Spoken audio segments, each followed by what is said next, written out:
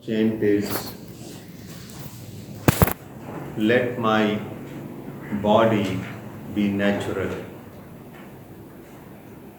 Because what we are talking here is all about naturality. But our body doesn't function naturally because so much imposition of our experiences, our thoughts, our emotions. So this chant is praying or hoping that our body, physical body, will function naturally. So I will chant it first and please respond after that. Sahajam Dehi Bhavati Bhavati Sahajam Dehi Bhavati Bhavati Sahajam Dehi Bhavati Bhavati Sahajam Dehi Bhavati Bhavati Sahajam Dehi Bhavati Bhavati Sahajam Dehi Bhavati Bhavati.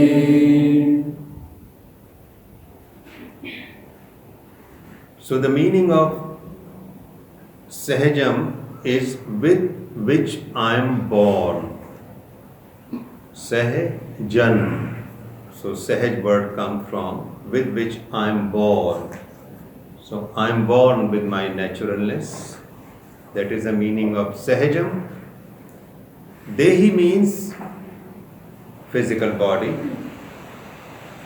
Bhavati, Bhavati means let it be.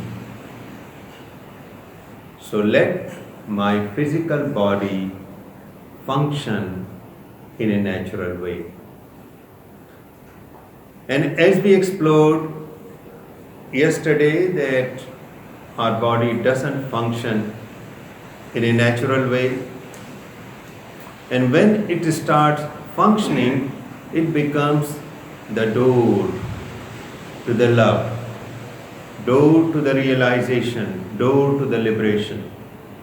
And that was very much realized by tantric sages and also a great 11th century teacher, a master, Guru Gorakhnath. And Gorakhnath was the man behind Hatha Yoga. So whatever you do, whatever yoga poses you do, asanas you do, they all come from a single teacher, Guru Gorakhnath, 11th century master. And whatever poses you do, they all originally come from Hatha Yoga. Hatha Yoga. And the meaning of Hatha Yoga is Ha and Tha, because Hatha is made up of these two letters or words, Hatha, Ha and Tha. That means sun and moon energy. Sun and moon energy. Sun is called Pingla and moon Ida, because those are the two main channels of energy which are fully awakened when the Kundalini becomes active.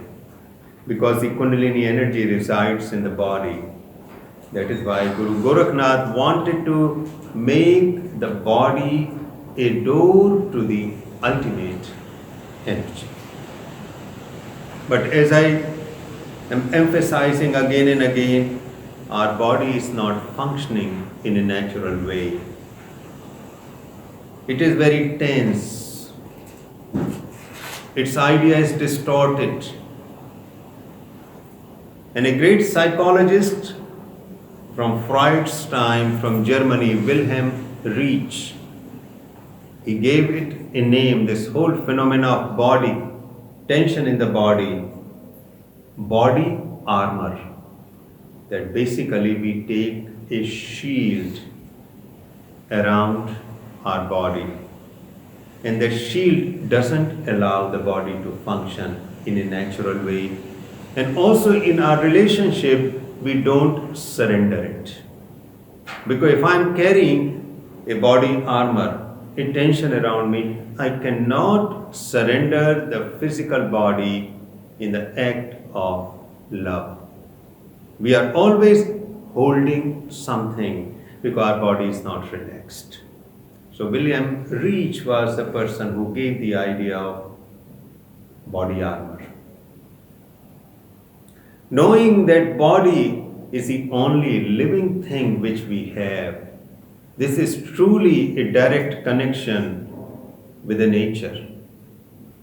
We can appreciate nature, we can admire it, we can get pleasure, but we are not truly connected with the nature. The moment our body will be awakened, we will be directly connected with it. So even environmentalists, ecologists, activists, they pretend or they try to protect the nature, but they cannot. And the reason being, they are always trying to fix the nature, manage the nature. Not knowing, first of all, you have to develop affection with the nature. And this is the beautiful word which U.G. Krishnamurti said. He didn't talk about love, he said affection. Affection means when you are directly affected by anything. So that is the meaning of affection. So affection means a very direct connection with anything. And U.G. Krishnamurti truly had a fully awakened body. So whenever there was a storm raging outside, he felt it inside in the form of sensation somewhere here. Whenever there was a thunder and lightning, he felt it. When ocean was roaring, he felt it. When a person was passing by, he felt it. When a mother was beating her son in the tea state of Assam, he felt the effect of the beating in his body. That is what is called affection. Because then we are directly connected. And if we are directly connected, we cannot damage. So because the body is the only direct connection with the nature, but unfortunately that body is not functioning normally, optimally. Another thing is that generally most systems, most cultures are against the body. That is why you talk about spirituality, you talk about nirvana, you talk about liberation, they usually reject the body. Go beyond the body. Don't entertain body in your life. Don't allow it to function the way it wants to function. And that is where most of the teachings come. Why that attitude is there? What is the reason behind it? I think we must explore so we will understand why this dichotomy, the only living thing which I possess is the body, and that is rejected. All its desires of the body for hunger, for thirst, for shelter, for love, they are all reviled. They are negated. What is the reason? What do you think is the reason behind this negation of the body? The number one reason is that it contains the essence of our energy, bioenergy, life energy. And traditionally, we call this bioenergy as Kundalini. Kundalini. And the Kundalini energy is connected with the second chakra. I'm talking about the tradition. And the name of the second chakra is Swadhisthana. No need to remember this name because I'll explain the meaning. Swadhisthana means master of yourself. Swa means self. Dhishtata means when you become the master of yourself. So this bioenergy, this living energy, if it remains undisturbed, what will happen? We will become the master of ourselves. But nobody is interested in that. No society or culture is interested that you become the master of yourself, because the moment you become the master of yourself, you will rebel against all authorities, all systems, because all systems are the distortions. Once you are in touch with the original energy, you will become the rebellion. That is why the first hallmark of any person who is walking on the path of spirituality or who become the master is to rebel all the past which is accumulated by humanity. All authorities, all scriptures are shunned. They are not rejected. But what they say that go beyond all gurus, all authority and all scripture. Because once you are in touch with original life, why you need its interpretation. So basically, if you become the master of the energy, if your body is awakened, it is the awakening of Kundalini. And the first thing happens, we become a rebel. We become a fully functional individual, and nobody in society, family, institutions, corporation, in politics want you to become the master. Because in order for the smooth functioning of a society and culture and institution, we need subjugates, we need slaves, we need followers. If we are not followers, then the whole society will become upside down. And in order to follow, you have to surrender the energy. That is why there is so much distortion, taboo about the body, particularly the sex. And idea is to disturb, to distort this energy. Because once you put a taboo stigma on any bodily function, it is distorted. It cannot run smoothly. And I'm not saying that one can run wild about any bodily function. We have to control, but not disturb. So, I will take the example about the sex. We were talking about it, that if sex becomes a taboo, if it is disturbed, what will happen? Still life energy will force us to do something. And when we do something naturally, we will develop guilt. That is why there is so much guilt around the sexual functions, nearly in all tradition. That you have to restrain, you have to become celibate, you have to stop the flow. All kinds of myths are created. Because when I create a myth about a natural function, and if I am performing that function naturally, I will develop guilt. And if anybody develops guilt, if I develop guilt, it is so easy to tame me, domesticate me, to make me a follower. Because with this guilt, where I will go? I will go to authorities. Because guilt is a very unpleasant emotion. And so those authorities will give me the solution how to discharge this guilt, how to erase this guilt.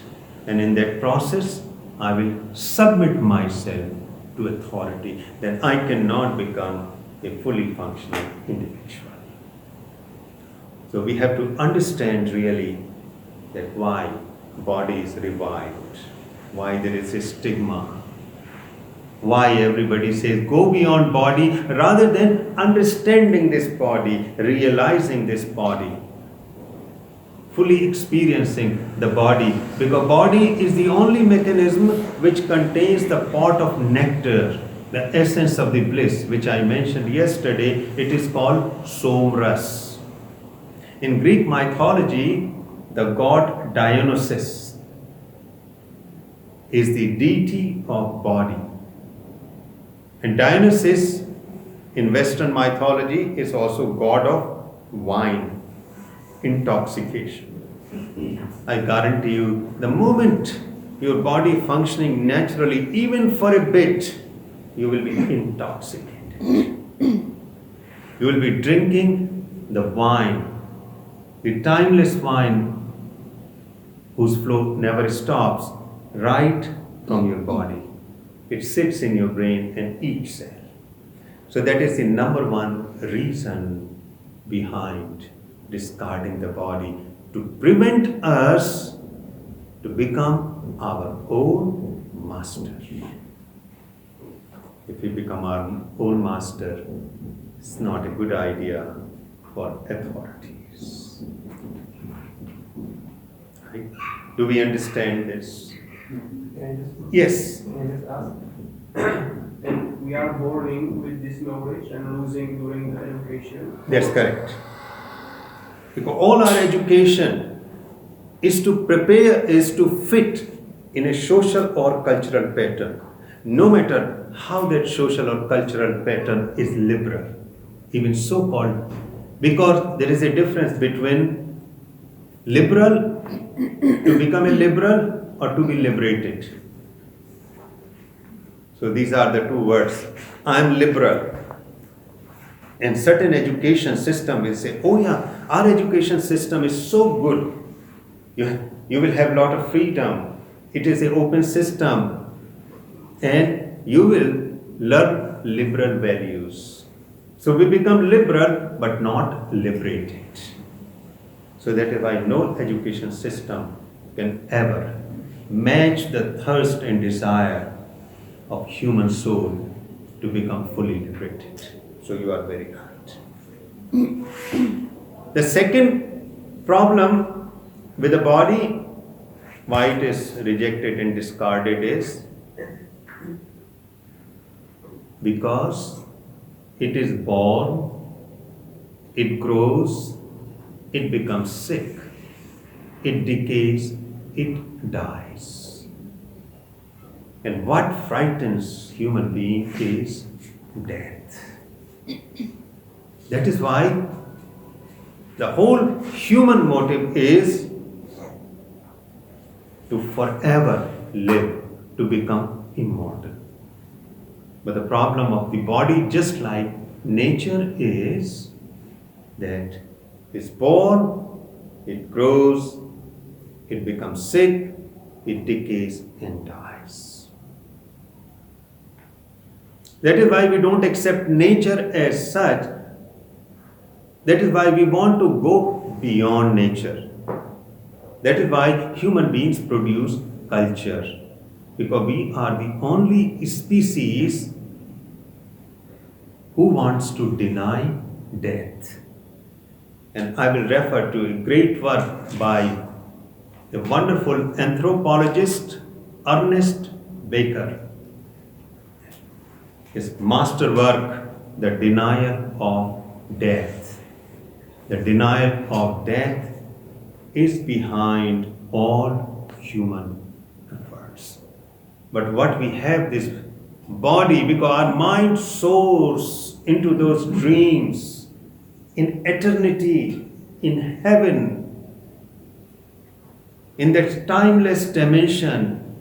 But the body tells, listen, I'm sick.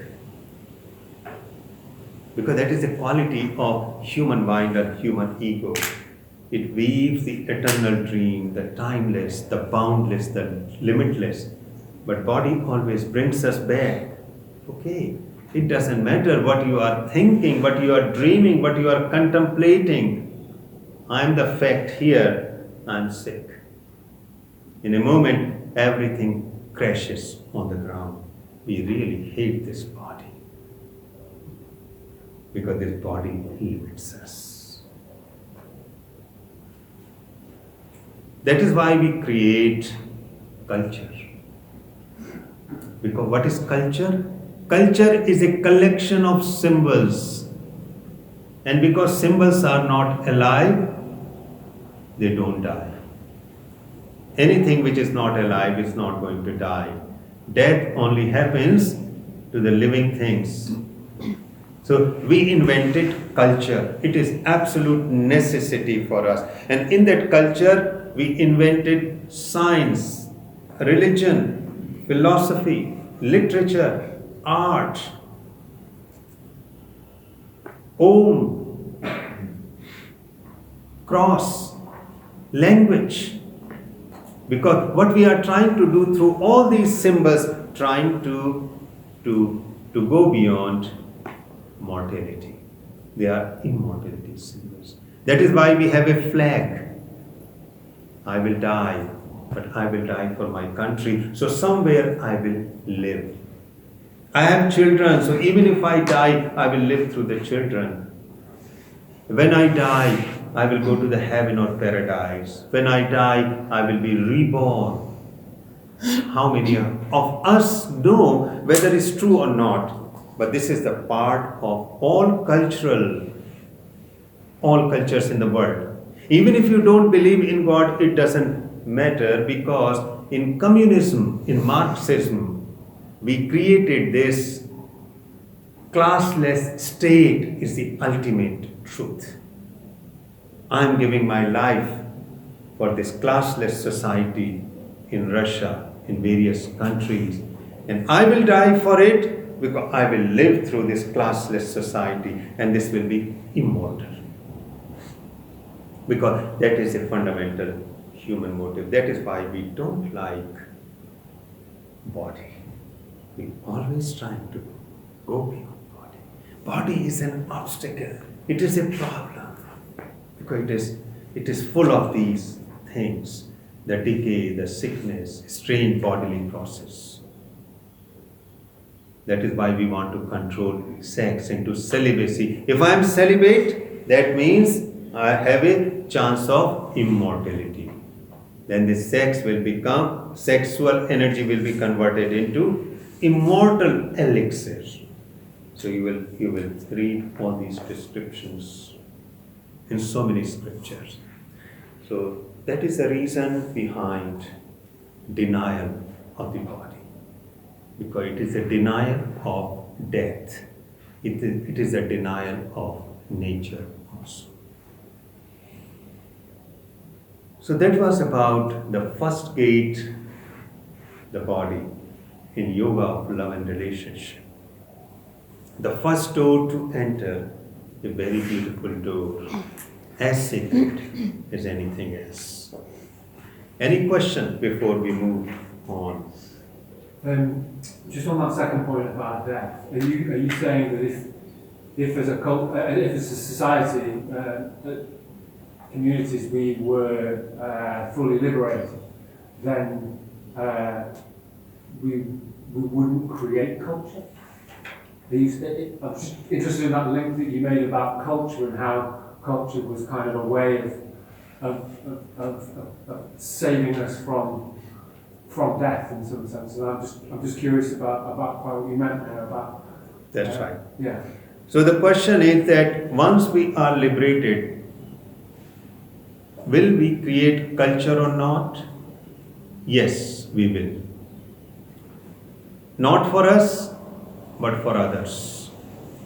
Because as we will come in few minutes, culture is an absolute necessity. So here we are not rejecting the culture, but we want to understand culture, why it is there. So even if there is a liberated person, he will or she will contribute to the culture, but also making aware that culture is a prison also. Because culture in the beginning is a necessity, a protection. Later on, it becomes a prison. And to understand that, So if as a person I will never reject Indian culture. But I will also say, listen, Indian culture is a necessity, it is essential to a point. But after that, it becomes a problem. Because all protections ultimately become prison. So that is how I will say. And it will become clear in the second part of this exploration. Any other question? So now we are talking about yoga of love and relationship. So question comes, why there is a problem of love and relationship in our world more than ever? What is the reason behind it? Why? Because humans lived for a long time, for millennia, but this crisis is becoming more and more now. It is a very big crisis in our world. Why it is becoming a problem? Because the crisis of food and shelter is over, so we have to get jumped into a next crisis. That's right. Because human beings are evolving beings. And as Abraham Maslow said in his masterful exposition of hierarchy of needs, are we familiar with that hierarchy of needs? What are the fundamental needs in a human being? Survival and safety, right? Those are the two fundamentals. Survival and safety. And if you really look into the human history, in the present era in which we are living is the most prosperous, most safe. We never had such a peaceful time. A lot of people may disagree with that. But actually, if you want to go into depth of it, I will refer a book, The Better Angels of Our Nature, written by Steven Pinker, who dissected last 1,000 years, and he showed us that how we are living in the most peaceful time, most prosperous time, most liberal time in whole of human history, except maybe there were some small countries or region where all this happened. What was his name again? Pardon? What was his name? Can you write the name? Yes, I will write at the end on the board. Steven Pinker is a psychologist who also proved first time in psychology that no child is born as empty slate. A child is born with full personality, which gradually unfolds. Because before that romantic idea was, child comes in this world totally innocent. It is not true. So he was the psychologist who also proved. And if you look at us sitting in this room, we are living like kings and queens. You go 300 years ago, for how many people running clean water was available? How many people have security of food for few months? How many people have air conditioned or air heated houses? How many people were living where the streets were safe? How many people were getting education? How many people could travel far away places? How many people had security of money? Very, very few, because that was only given to landlords, kings and queens. In fact, the middle class, lower middle class, upper middle class are living like queens and kings. And their number is not in million, they are in billions. But what I am trying to point it out that once our basic needs of safety and security are met, because if we are not safe, if our survival is at stake, where our energies will go? Into survival. If we could get just the food, the warmth and the shelter, forget about love and relationship, all those things. So if you really see in India, you will see many laborers, they don't talk about love in the evening. Do you think they are sitting here talking about all these love and relationship? They talk about how they are going to earn their livelihood the next day, how they could put food on the table next evening. So the number one reason behind this crisis of love and relationship is that we have survival and we are safe. So this crisis of love and relationship is natural. So please don't think these divorces, the polyamory, this lesbian relationship or gay relationship is anything wrong with it. It is the natural evolution, because now we are able to pay attention to more refined thing of the life, deeper thing of the life, because our survival is not at stake. Otherwise, if we don't have time, we don't talk about it. That is why many people ask me this question, why India became an epicenter of spiritual philosophies. India is the single country whose whole effort was focused around spirituality. For the last 5,000 or 6,000 years, the single center is all spiritual. Each culture has its own unique center. India's center is spirituality. Why? Why so? Because India is a tropical country, warm country. You need much less shelter here. Number two, India has monsoon rains, plenty of water. Indian land is such, you can grow food all the 12 months. There is no problem. Nature gave so much forest, tropical forest, also fruits, that your survival is not at stake. So in those days when there were only few million people, they had plenty of time because they were not constantly in the mode of survival and safety.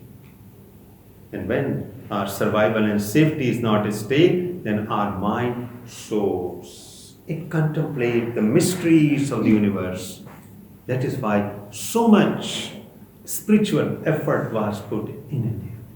And that is why the first reason behind love and relationship crisis is that we are able to finally pay attention to it.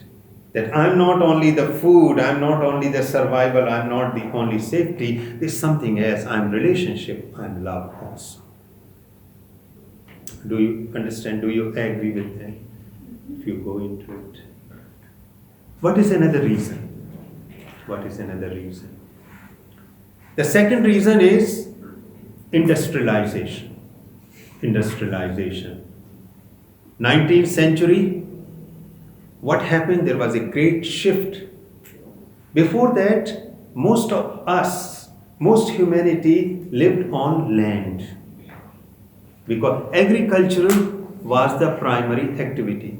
And for agriculture, what we need is a group, is a village, is a tribe, because it is a combined effort.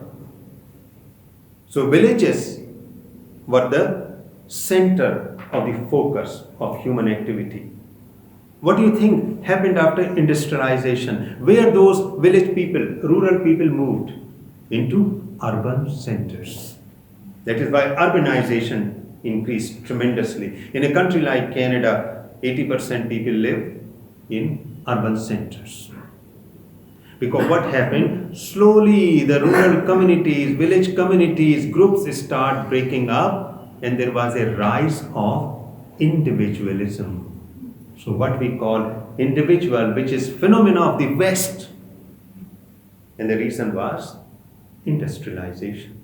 Why? Because parents become less relevant. Family become less relevant. In agriculture, a father or the mother were teaching their skills, their training about agriculture, cooking and everything to their children.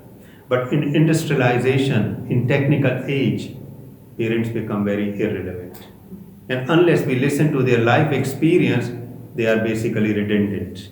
Just like my son knows way, way better than me the knowledge of the computers and technology, of the Facebook and the Instagram, because I cannot master so quickly. So basically from their point of view, so they often say when I make a mistake on computer, Papa, it's so easy. I said, yeah, I know. So you can see that, there will be, so this is a rise of individualism. The family unit, the joint family, slowly was breaking down, and it is going to become more and more. And when I am an individual, what happens? I am relating to other person as individual. Before that, our relationships were diluted. So I got married just like in Indian family. In Indian family, still, if you marry a person, that means you are marrying the whole family. Oh, it's quite a marriage. That is why it takes hell of a long time, because if you are going through Indian marriage, it takes almost 6 months of preparation. It is a very big thing. Why? Because two individuals are not married. When two individuals are married, it becomes easy. Because then you invite to whomsoever you want to invite, you do according to your what kind of dress you want, what kind of guest you want, what kind of food you want. It is entirely individual. Here it's the hundreds and hundreds of people join.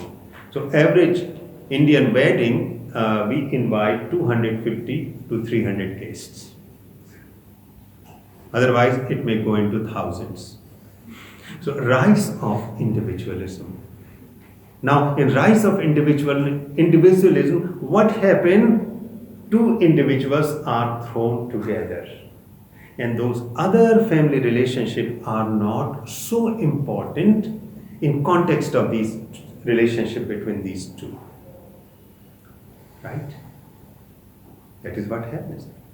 I am marrying to an individual, that individual is marrying to me, and my brother-in-law, my sister-in-law, my parents, although they are connected, but they are not playing central role. In Indian wedding is too, they are playing a central role. So what is the implication of it? What is the problem with it? The relationship which I had many individuals, many people reduced to one. So my expectation from this relationship is extremely high. Because I want to derive all my love, all my satisfaction, all my need from a single person. That is why when we go in love and relationship, I expect everything. I want to make other person a god or a goddess who will fulfill all my wishes, and I will live happily ever after. Knowing that once the glow of the love is over, in the beginning it is a big, big glow, then what happens? What I discover, that person has also the feet of clay. Weak person. Problems are there. He or she is not a perfect person, which I expected. It happened in my marriage also. Because we entered into the marriage with the same idea, the other person, But then we realized, my goodness, this person is full of fear, this person is full of guilt, this person is carrying so much burden, this person has this problem, that problem, and that really affects the relationship. So that is why there is a crisis.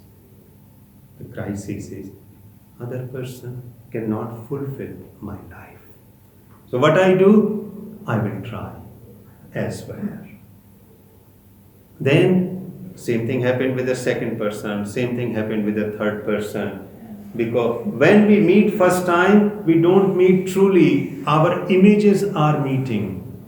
We carefully plan it. In first meeting, we don't tell, I'm a nasty person. I always present with my best. But gradually it becomes visible. So that is the second reason why relationship is a crisis. Because before that, my expectations, whatever I wanted to get, were distributed among 20 family members. Okay, my husband is not giving so much love, but I have my sister-in-law I can talk to. I have my brother-in-law. I have my this relative, and everything was diluted. So relationship was not in crisis. And the third reason behind this crisis of love and relationship is communication. Because we are connected with the whole world and we want to imitate certain images of relationship. Because when so in India there is a big change now in relationship. We were talking, Shivaji and myself, even here expectations are rising dramatically. Why? Because of connection with the West, because how they are functioning as individuals. So some of us want to imitate that, or at least we are inspired by that. So that connection is also bringing another fire to this crisis. So these are the three primary reasons our love and relationship are in crisis. And there is nothing wrong about it. So please don't think, because some people say, oh my goodness, this modern generation is going down to the dogs. There are 50% divorce. This 50% divorce is natural. Because we are awakening to those relationships. We are searching, we are seeking.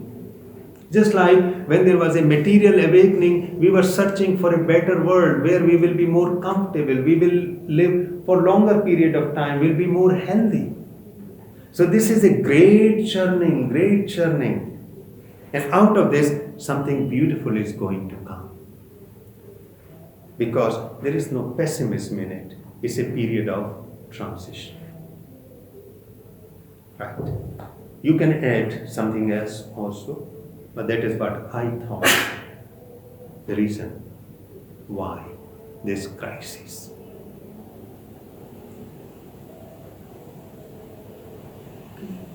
Now I will come to the fundamental cause. And that fundamental cause you can apply to any human problem. It is the most important. That is the very core of understanding naturality. Just like in Buddhist system, you cannot understand Buddhism unless you understand that world is sorrow. First noble truth of Buddha. You cannot understand Christianity unless you understand the nature of suffering. Because there are always, any system, any movement has its core. And all of them are true, but all of them are not complete either. But here, from naturality, I would like to go in some detail so that we understand why there are wars in our world, why we exploit each other, why we cheat each other, why we lie, why we oppress, why we manipulate, why we are power seeking, why we are restless. Because the beauty of most profound things are, they are very simple at core. They are very simple at core. That is a first feature, simple. Also, they allow contradictions to come together. And also, they defy the old rules. And once you have that element, that means you are reaching to the essence of the matter. So what do you think is the fundamental reason behind this problem and many problems of human beings?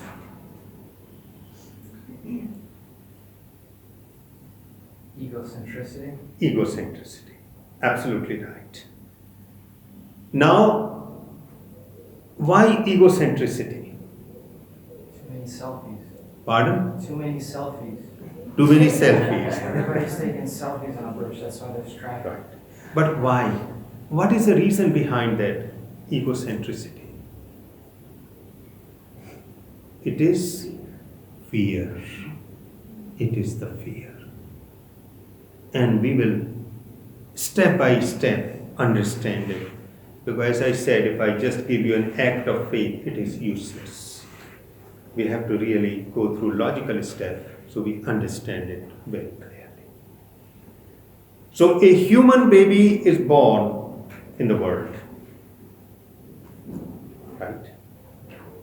Human baby has full energy potential, life's energy. Because that is what nature does. Each time a baby is born, the child is given full potential to experience life energy and express it. But as this baby is growing, what happens? Around the age of 3 to 4 years, a very unique phenomena happens. And what is that? This child eats the fruit of knowledge in Garden of Eden. Right? You are all familiar with that story. Around the age of 3 years, this child developed a sense of I. All animals go through experiences, but only in human child, out of those experiences come a sense of I, which you call ego, self-awareness. And what happens? As soon as that I, sense of I or ego comes, the child is kicked from Garden of Eden. Because before I, the world was one. Just like in Garden of Eden, Adam and Eve were the part of the nature. They were living in place. They were not aware about their bodies. But around the age of 3 to 4 years, the child becomes aware about his or her own body, plus the surrounding, because of I or self-awareness. Right? Do we agree before we proceed? So, as soon as the I evolves, what happens? I am separated from the rest of the world and nature. Because I creates a boundary. I, me, mine. That is, those are the three fundamental features of ego. And it is absolutely essential, the emergence of I. So if a child doesn't develop an I, what a pediatrician will say, what a child specialist will say, what a mother will say, what a father will say, that there is a problem of mental retardation, brain retardation. Because this human child cannot survive without an I. Why child cannot survive without an I? Because child's brain is not mature enough to take care. A child's brain matures by the age of 20 to 25. In most animals, when the brain matures, either within minutes, weeks, months, or sometimes 1 or 2 years. But a human child doesn't mature from brain's point of view until the age of 20 to 25 years. Right? It is a fact of neuroscience. So you can study brain and you will find, because child is not given instinct at the time of birth, which is given to all animals. All animals, they have their instinct. That is why they are separated from their parents and they will survive on their own. but a human child is very difficult to survive at a very early age because brain is not mature. That is why this I appears, sense of I. And when the sense of I appears, the first thing which child will experience separation from the world, and when I am separated, what I will experience? Fear. Because that is the prime quality of I. If I am separated from anything, then I am here and rest of the nature and world is there, which is hostile. Why it is hostile? Because in nature, constantly there is an ebb and flow, the turbulence, constantly things are taking birth and things are dying. It's a very scary perspective from child's point of view. That is why child clings to the parents for the protection. Right. That is why child needs dependence on parents. And what parents have in order to console the child? Culture. Now these parents, they try to console the child through beliefs, customs, tradition, gods, God, angels, fairy, country, community, all kinds of things. Because these things, they are symbolic, culture is symbolic, but it protects. Because without that culture, how I will know to move in a particular society? Because I was told, listen, you cannot sit in front of your elders with your feet up. Who told me? Culture told. They told me that Krishna is a god, it has to be worshipped. That we are doing particular worship or prayer in our family, and by that you will get protected by the god Hanuman. Who told me all this? So I get this protection, and I know how to behave in a culture, in a society, in a family, because I didn't have the instinct. It has to be given from outside. You can call it cultural instinct. Are we clear up to this point? Yeah. That is why culture is absolutely necessity for a child. No child can survive well without culture. Child has to be rooted in culture. Otherwise, a child will be rootless. And a rootless child is full of anxiety. Because child doesn't know how to move, how to educate myself, how to earn my livelihood, how to survive, how to create relationship. Who told me? Who told me that my grandfather is different from my father? And the grandfather is on a higher level than the father. That my older sibling I have to respect more in comparison of younger sibling. To me, they look the same. But somebody told these very fine detailed nuances of the culture. That is how I am able to live. That is why I mentioned culture is absolutely necessary. We cannot break the culture. The moment we break the culture, we will become rootless. And in fact, if you destroy the culture of any community, you can basically, destroy them. If you destroy them physically partly, they will still survive. So that is why whenever the conquest happened, the first effort is how to destroy the culture. It happened in many countries to native people. What happened to native people?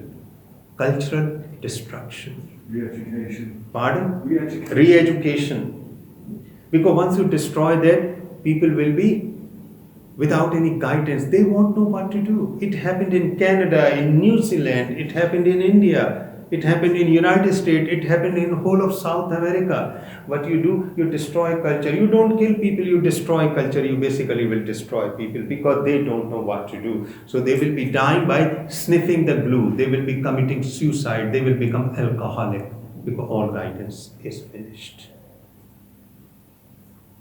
So culture is absolutely vital to move into the society. But the problem is, the moment we become a cultural person, what happens to our original life energy with which we were born? It is compromised.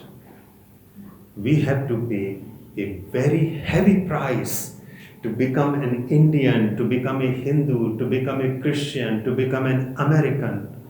We take so much pride in our culture, but we have to pay on the cost of our own life's energy. Because in order to become a cultural person, I have to restrain, I have to stop, I have to obstruct my life's energy. Because life's energy is natural, and culture denies whatever is natural.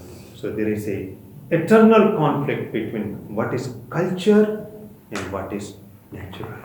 So my natural being is compromised.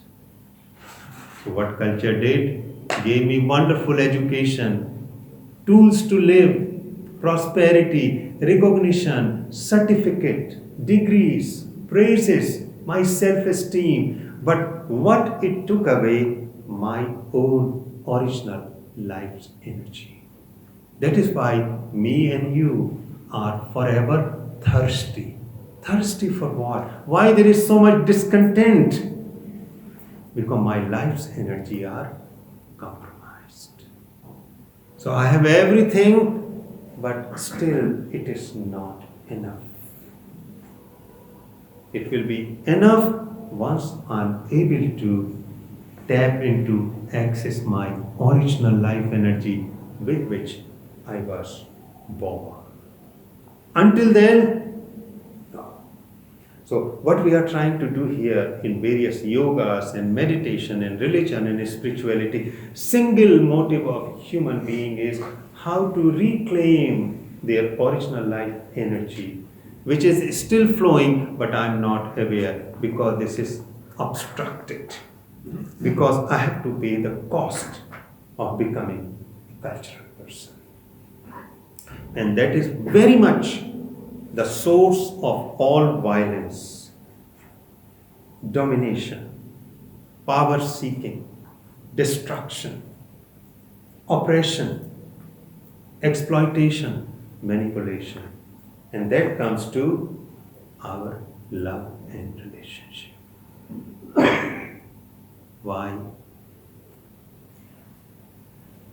What about the other approach of influencing culture through art and music and things of that nature? So instead of letting culture influence us, using our innate, I guess, gifts as an individual to promote new ways to express ourselves. That's right. And that is what we would like to do. We will come to that. But the first thing is, that is how our life energy is obstructed.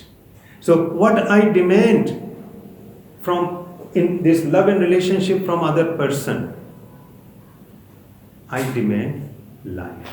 Because if that life is not flowing fully, how I will get that life?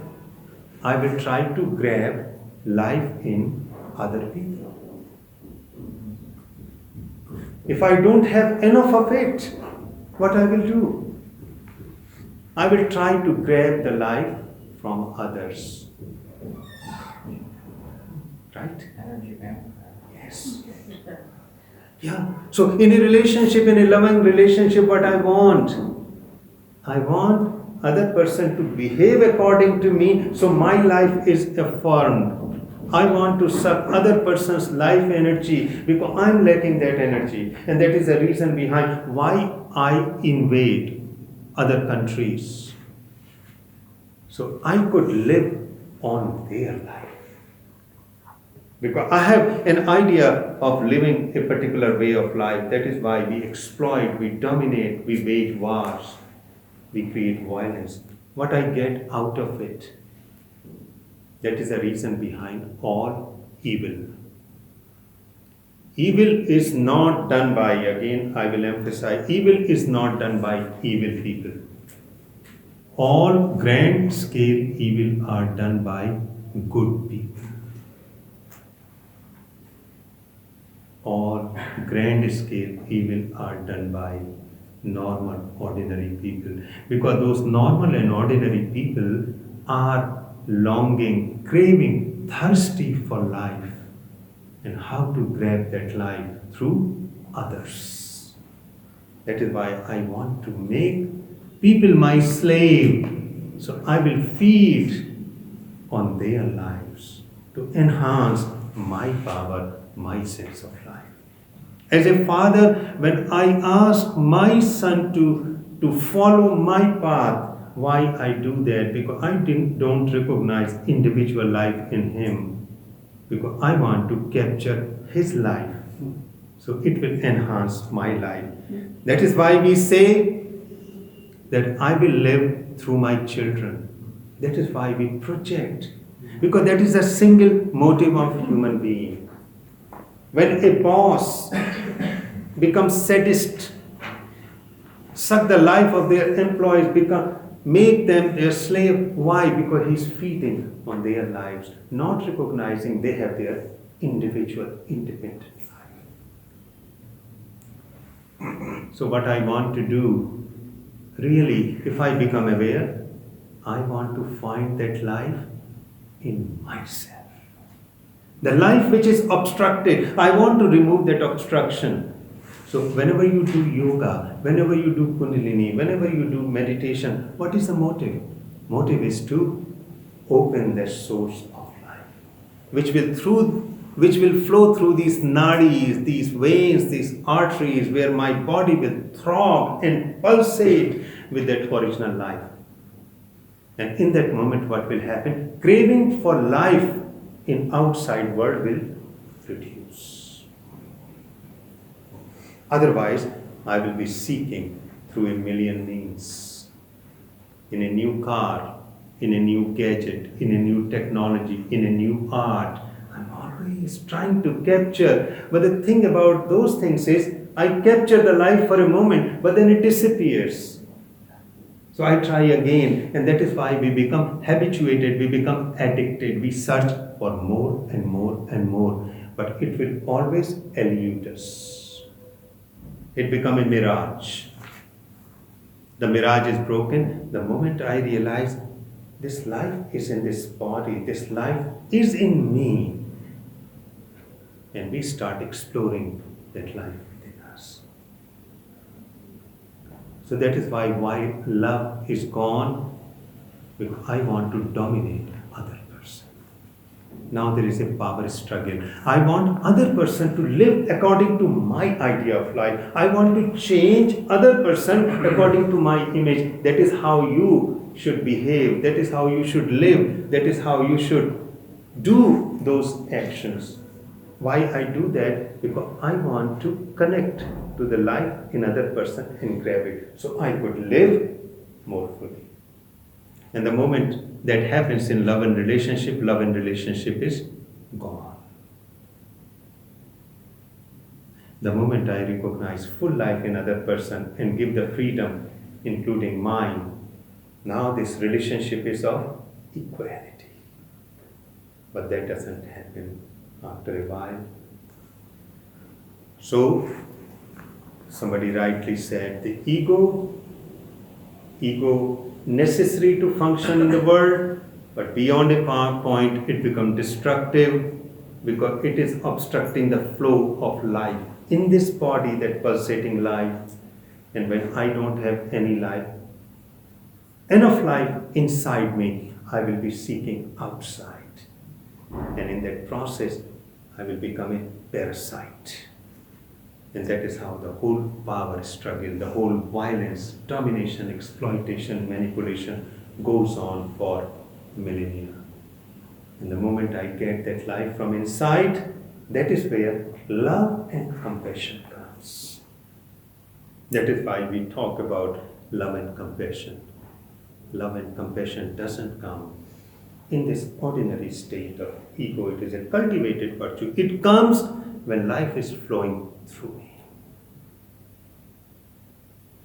Because as soon as that life is flowing, love and compassion is the part of it. It is a whole package. And we will explore in some details in coming sessions. What is the experience of it? How it happens? How the ego is broken? Because that is the whole part of the yoga of love and relationship. So I will stop here.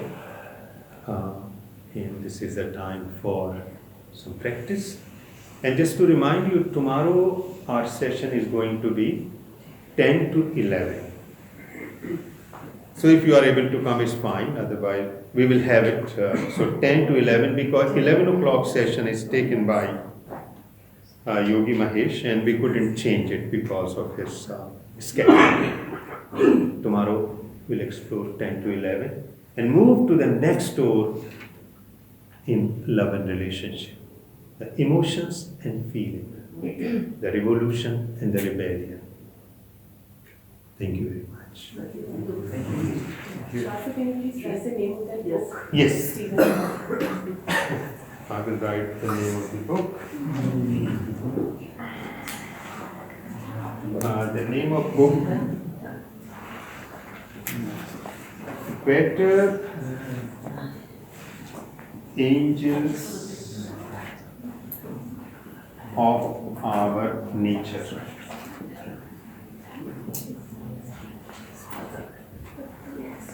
Better Angels of Our Nature, and it is by Steven Pinker.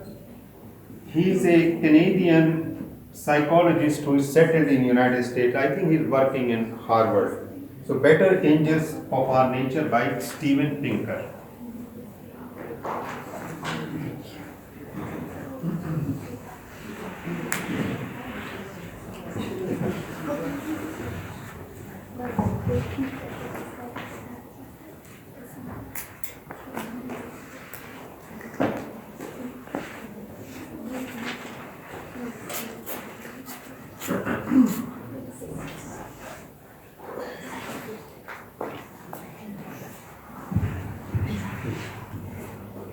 Do you all want a break for 2 minutes? Just for 2-3 minutes? So we start the practice at 12:15. Or do you not want a break? We must continue otherwise. Okay.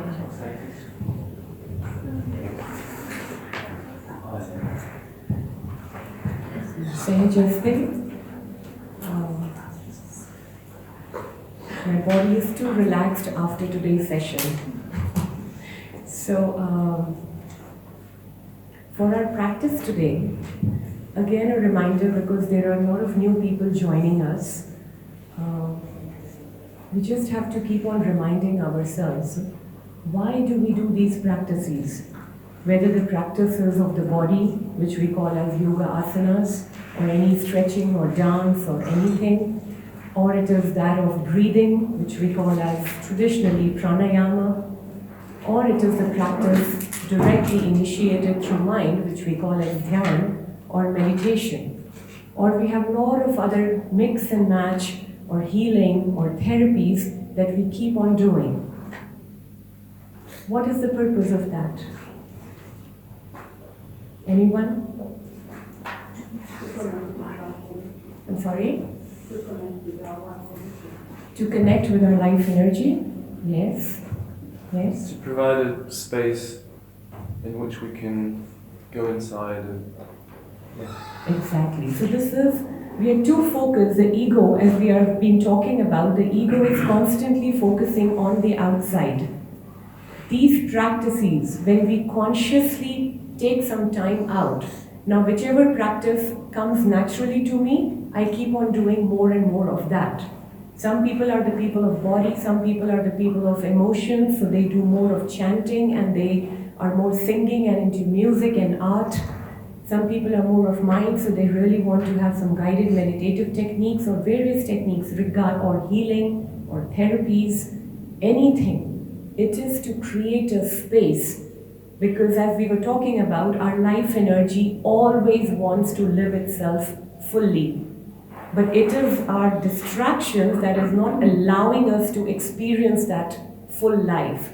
So these practices, these techniques, these therapies that we do, they give us a space. And in that space, this life energy, we start experiencing more and more, more and more, more and more. And as I always say, the idea is not to master the technique, because life is so dynamic, it's always in a flux. I always say that which works for me today may not work for me tomorrow. But then my ego gets too fixed on, I have to master this technique, and it becomes another block for the natural flow of energy within. So whatever works for you at that moment, do that, be in that flow. We can use different channels to give us that space to our mind, to our emotions and feelings, and to our body, so that we experience our life fully. For the last couple of days, we have been practicing more of guided meditation. Today, because it was all about body, we are going to create a space through body. Are we all ready for that? And for that, you all have to stand up.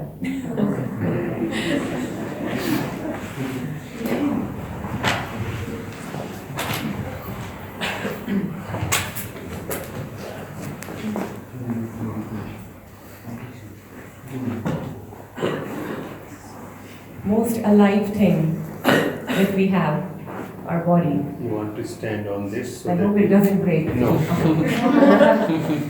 Please don't laugh at me if it breaks. Okay. All the yoga asanas, I'm not going to get into the details, otherwise we don't have that much time to talk about the technique first. But very quickly, whatever asana, which is a posture, a yoga asana, whatever asana we do, there are 4 things which we need to remember, and then we can create any number of yoga asanas and postures ourselves. The first thing that we have to remember when our point of entry is our body through an asana, one thing that we have to not let it loose, we have to stretch it as much as possible. So if I'm doing this asana, does not mean that I'm doing this asana like this, it is. So I feel the stretch from the tip of my finger till everything that I can really stretch. So I'm still standing straight. This is one standing and this is one standing. Can you see the difference? And we know how to really stretch our skin. Because when our skin stretches, our fascia stretches, which has all the energy channels in our body, and that is the purpose, to clear all the blockades in our fascia. So first thing to remember for any asana, whatever we do, it has to be stretched as fully as possible. Second thing, we have to breathe normally. We don't have to be holding our breath or just getting too strained that we are not able to breathe properly, we feel suffocated, or we are breathing loosely. We just have to breathe normally. Normal inhalations, normal exhalations. Third thing, we have to be focused, we have to be aware of the posture that we are doing. So one is like, I'm stretched completely and I'm breathing normally, but my mind is going, I'm really feeling hungry. What do I need to have for my lunch? Yes, my stomach is grumbling. I think I did not have a good breakfast. It wasn't good for my stomach. No. My mind needs to be conscious of this stretch and this breathing. And the fourth thing is, if all of this I can retain for a minimum of 20 seconds. Are we all clear? First thing, stretch as much. Second, breathe normally, the way we breathe. Third, my mind is not running here and there. I'm conscious, I'm aware of this posture. And fourth, if I can stay in this state for about 20 seconds or even more, Now that becomes my complete yogic posture and my personal asana. And because today we have been talking for the last 3 days, this is all about yoga of love and relationships, we are going to do 5 asanas of love, which we invented. You can invent more, and you can twist them more. You can make them more complicated, however much complicated your love life is. So it all depends on that. So, are you ready for the first asana? Yes. Please get in a steady standing posture. And don't follow me, follow your heart, because this is the yoga of love. But just keep in mind the 4 fundamentals of any posture. And then go with your own flow. If I'm going like this, you don't have to go like this. You can go anywhere like this. Ultimately, we just have to reach the final point of that asana.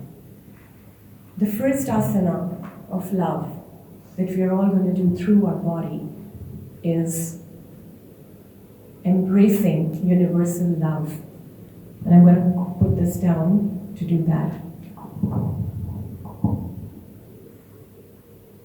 Can you all hear me now? Yes. Okay, great. With the full stretch,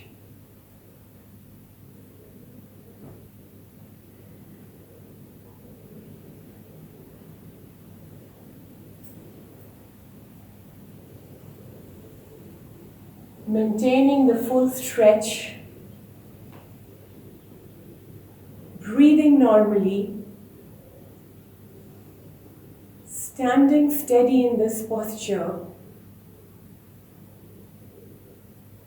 I allow the universe to descend its love on me.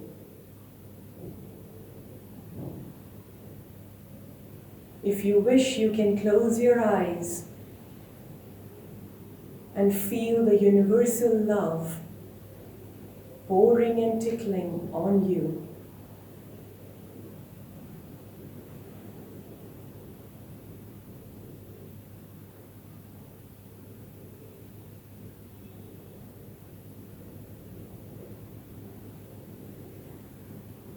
There is a stretch in the whole body, and each cell of the body is filling with the universal grace, the cosmic grace.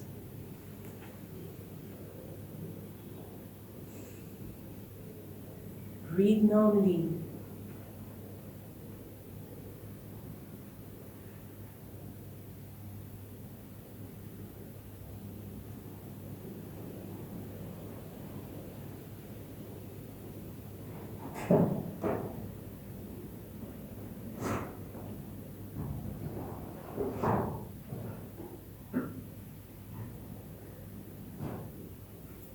And gently relaxing.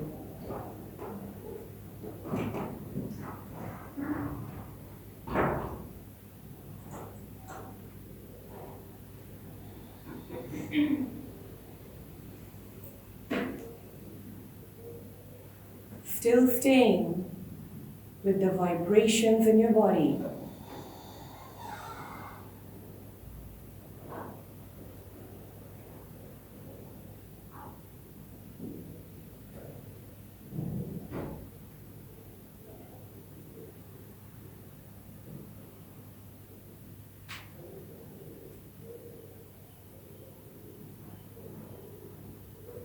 Moving your feet a little bit further from each other so that we have a solid base to stand.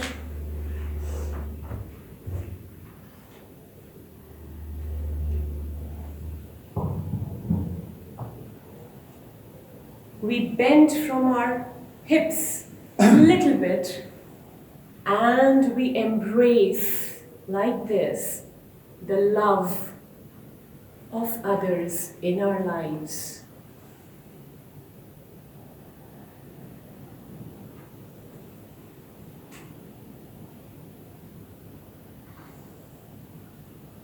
Your hands stretched outwards and folded a little. Feel the love of your loved ones coming to you because you are inviting their love in your own being.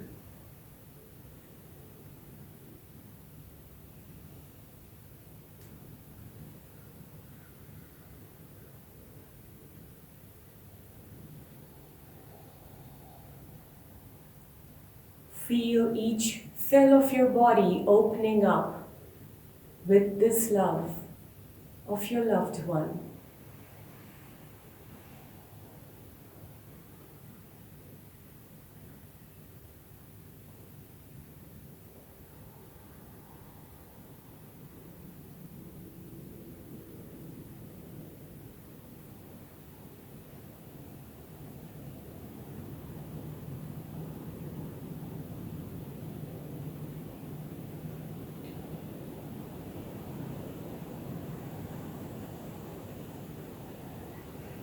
And relax.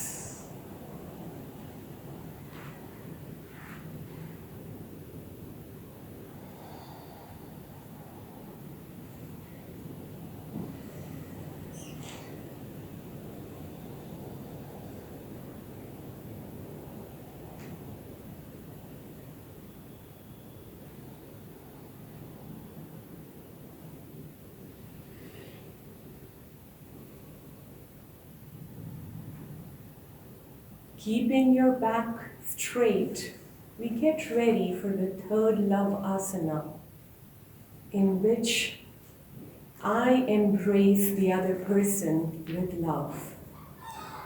Stretch your hands in the front, lock your fingers, and bring them very little closer to yourself.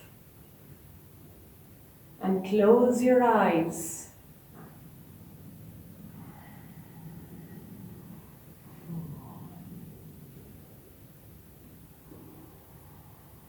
Feel, imagine or visualize the person you want to give all your love at this moment in your embrace.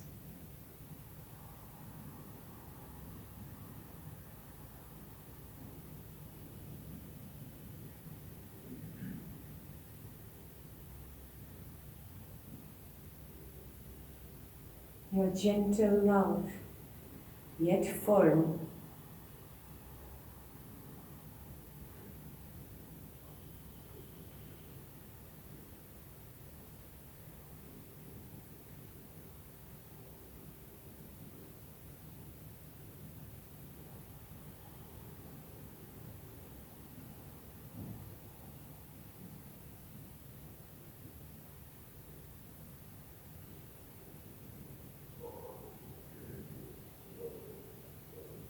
Gently releasing the person from your embrace and coming back to a relaxed posture.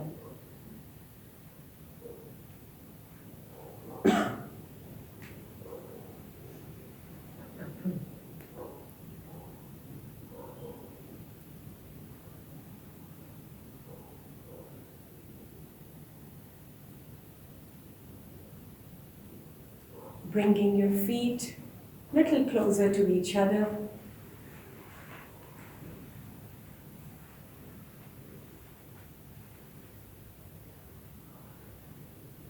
We often forget in our lives to love one person who's the most important person, and that's us. Embracing ourselves with lots of love and firmness, yet gentle.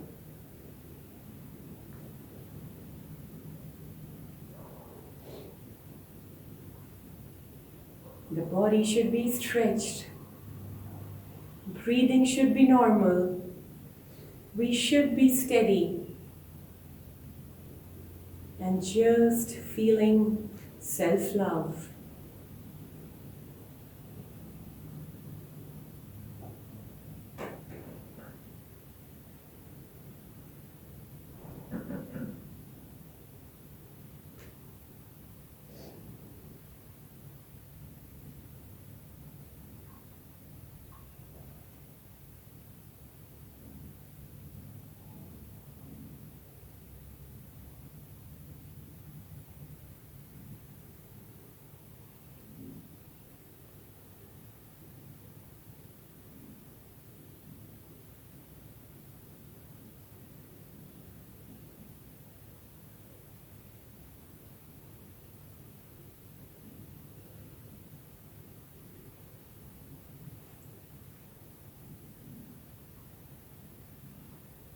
Gently releasing ourselves.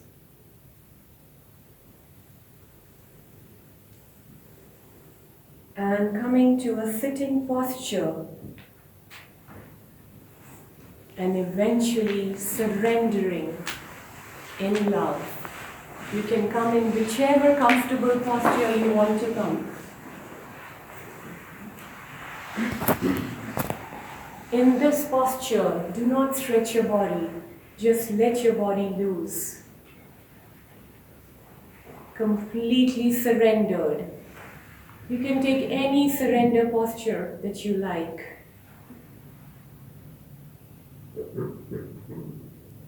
Relax in this surrender. Become one with love, whichever posture is comfortable for you.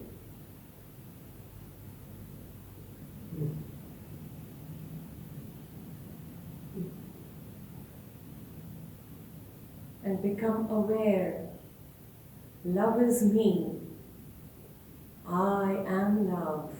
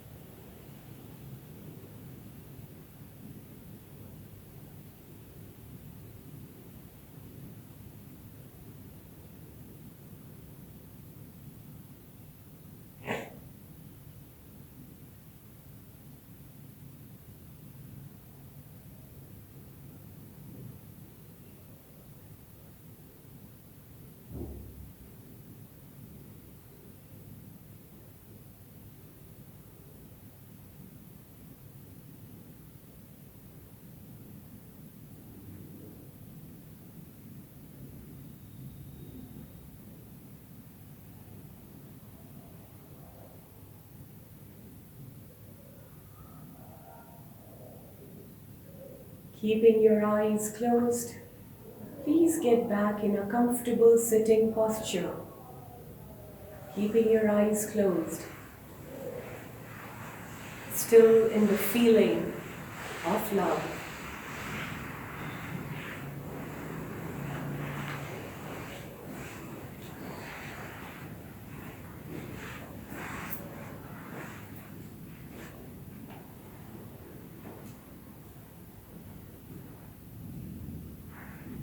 For the next few minutes, we are going to consciously breathe the breath of love, the breath of heart. Please bring your gentle focus to the natural pace of your breathing. Just observe your inhalations and your exhalations.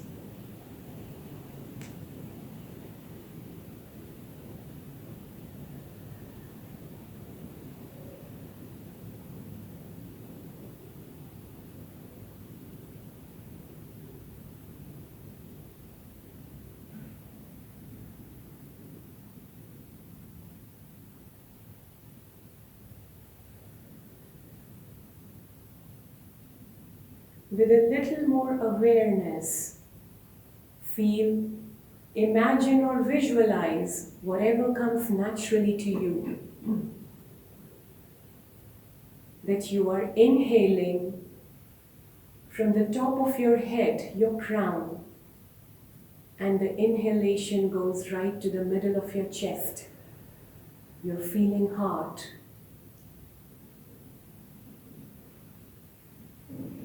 And you are exhaling from the middle of your chest up to the crown, the top of your head. Very gently put a rhythm to this visualization, this feeling.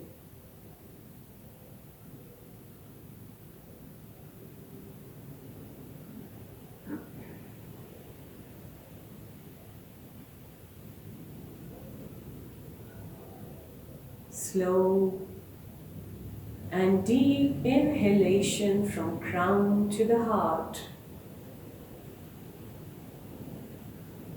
Slow and complete exhalation from heart to the crown.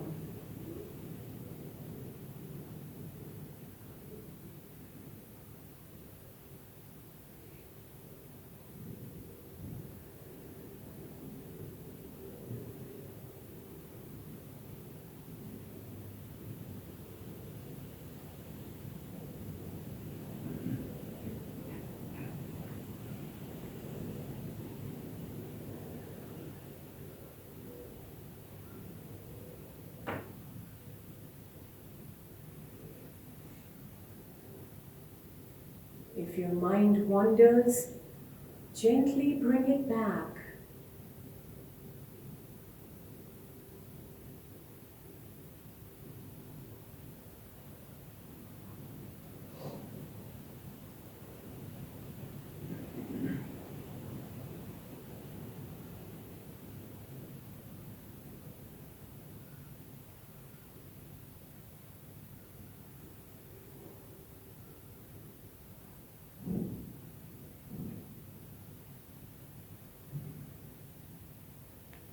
Getting deeper into this practice, into the breath of heart. Feel, imagine or visualize the divine light entering into your heart with each inhalation.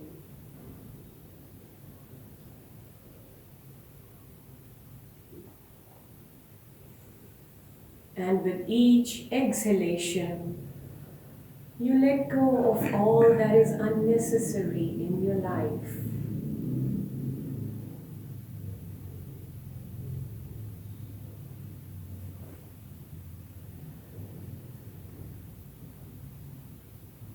Continue to breathe into the heart and out of it.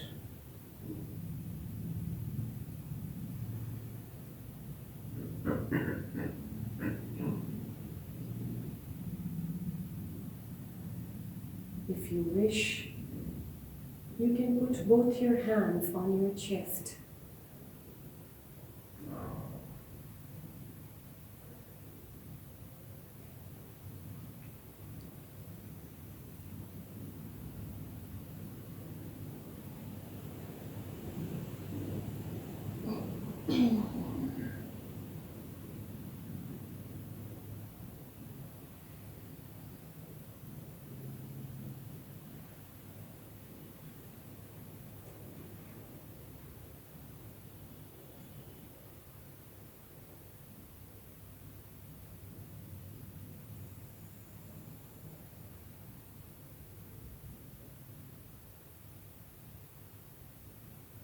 Gently bringing your breath back to normal.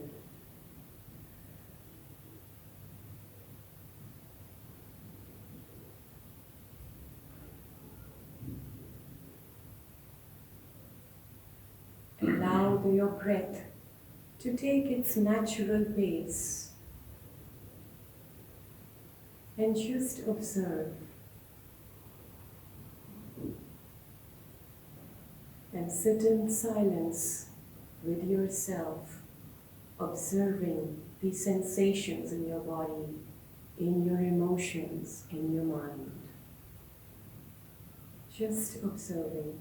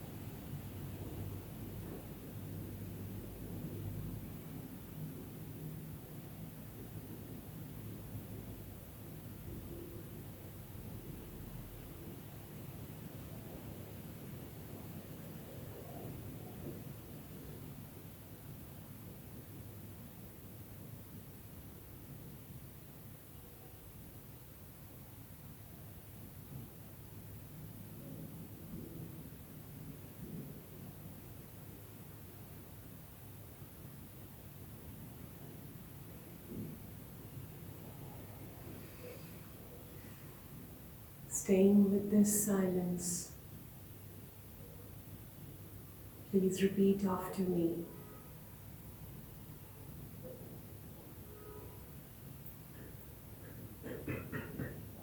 I love for me. I love for me. I love for you. I love for you. I love all.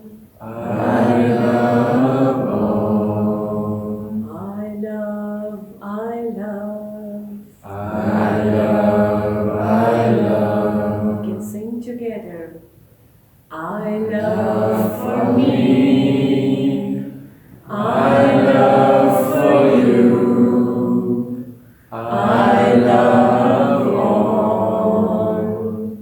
I love, I love. I love for me. I love for you. I love all.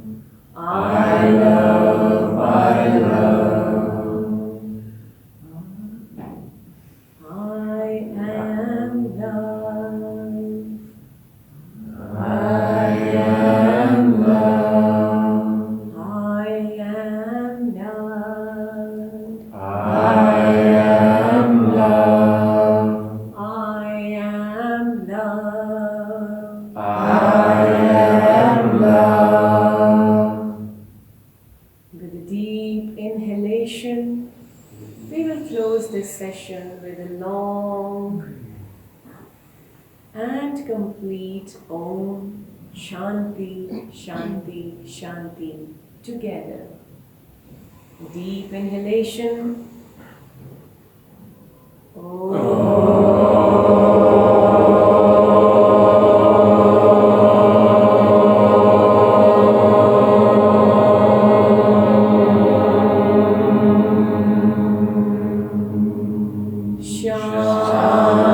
Shanti, Shanti, Shanti.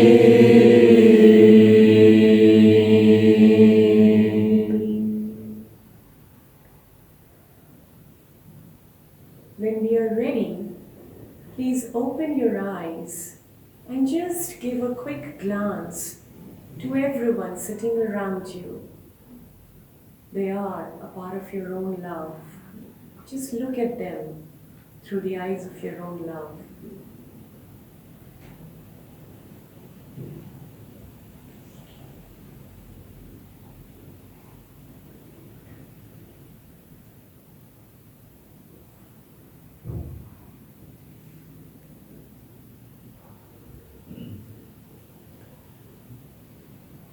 Thank you so much. Thank you.